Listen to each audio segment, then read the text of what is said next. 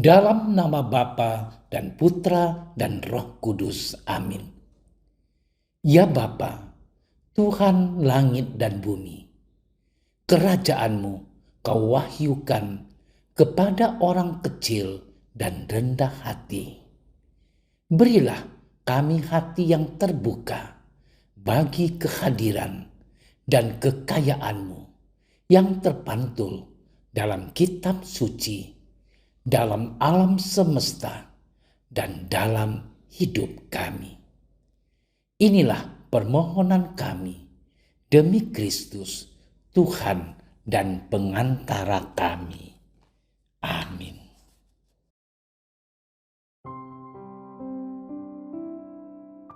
Sekali peristiwa, bersabdalah Yesus, "Datanglah kepadaku, kalian semua yang letih lesu dan berbeban berat. Aku akan memberi kelegaan kepadamu. Pikullah kuk yang kupasang dan belajarlah padaku, sebab aku ini lemah lembut dan rendah hati. Maka hatimu akan mendapat ketenangan, sebab enaklah kuk yang kupasang dan ringanlah bebanku." Demikianlah sabda Tuhan. Saudara-saudariku yang dikasihi oleh Tuhan, kapan saja dalam hidup ini kita sadar secara sungguh-sungguh bahwa kita datang kepada Tuhan. Kalau kita datang kepadanya, kira-kira apa yang kita bawa? Apakah segenap persoalan hidup, lantunan syukur, atau beragam kesuksesan? Ataukah kekosongan batin yang seringkali membuat kita ragu untuk tetap beriman? Saudaraku yang terkasih, Yesus hari ini mengajak kita untuk datang kepadanya dan masuk ke dalam hatinya. Mengapa? Sebab Yesus tahu bahwa kita bukanlah orang yang mudah merasa lega.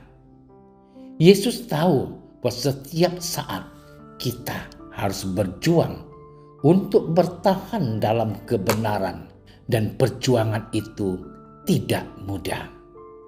Karena itu Yesus menjanjikan ketenangan, kedamaian. Saudara-saudariku yang dicintai oleh Tuhan, kita butuh ketenangan agar api iman kita tetap terjaga. Dunia ini terlalu bising karena banyak hal, sehingga membuat kita mudah goyah atas suatu pilihan yang benar. Kebisingan ini terkadang membuat kita tidak mampu mendengar gerak roh di dalam hati kita. Kita terlalu sibuk melakukan banyak hal, sehingga akhirnya jatuh pada kelelahan fisik, kecemasan psikologis, maupun kemurungan hidup. Inilah siklus kehidupan sebagai bagian dari wajah dunia. Ringkasnya, kita butuh waktu untuk tenang, agar kita bisa menata batin, dan ketenangan hanya bisa ditemukan di dalam Tuhan. Untuk mengalami hal itu memang tidak mudah, sebab kita harus terus berjuang menjaga jarak dari kesibukan duniawi ini. Saudara-saudariku yang dicintai oleh Tuhan, Yesus menjanjikan ketenangan yang disertai kelegaan. Setiap orang butuh merasa lega agar hidupnya bisa mencapai suasana penuh syukur. Buah dari kelegaan itu adalah kenyamanan tinggal bersama Tuhan, merasa damai. Ada yang hanya butuh waktu diam sejenak di ruang adorasi atau kapel untuk menemukan kelegaan batin. Ada pula yang butuh bersorak-sorai dalam ibadat pujian untuk merasakan kelegaan rohani. Apapun cara dan bentuknya, jika sama-sama membuahkan kesadaran akan kelegaan sejati, itu adalah jalan kebenaran. Yang perlu kita ingat, Tuhan selalu mengundang kita. Tuhan tidak pernah menutup pintu. Ia justru bergerak mencari kita di tengah kesibukan dunia ini. Saudara-saudariku yang dikasihi oleh Tuhan, setiap orang memiliki beban masing-masing yang harus ditanggungnya. Misalnya saja, pengalaman buruk, kekecewaan, beban pekerjaan, keretakan dalam rumah tangga, penyakit, dan lain-lain. Yesus secara personal memahami hal itu. Dia juga tahu bahwa perjuangan kita dalam menanggung beban-beban itu sungguh tidak mudah. Kadang-kadang kita bahkan sampai merasa frustrasi. Oleh karena itu, saudara-saudariku, Yesus mengajak kita untuk berjalan beriringan bersamanya, agar beban kita menjadi ringan. Ringan bukan berarti beban kita akan hilang atau diambil semuanya oleh Yesus. Beban jadi terasa ringan karena kita tahu bahwa kita tidak sendirian menanggungnya. Tuhan menatang kita, Tuhan menyertai kita. Kita dikuatkan oleh kehadiran Tuhan dalam hidup kita. Selamat bermenung. Tuhan memberkati kita.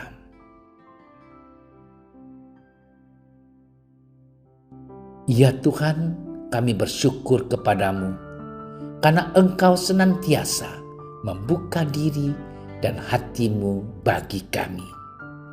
Setiap kali kami berbeban berat, Engkau datang menghibur dan menolong kami, sehingga beban yang berat terasa menjadi ringan. Engkaulah Tuhan dan Juru Selamat kami, kini dan sepanjang segala masa. Amin. Kami berdiri di hadapan-Mu, ya Roh Kudus.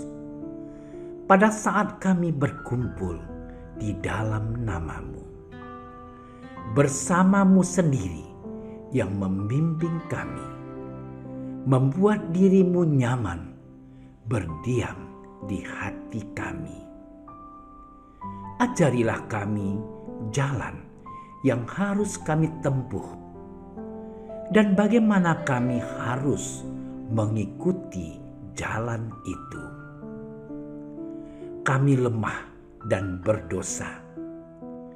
Jangan biarkan kami mendukung kekacauan. Jangan biarkan kebodohan menuntun kami ke jalan yang salah.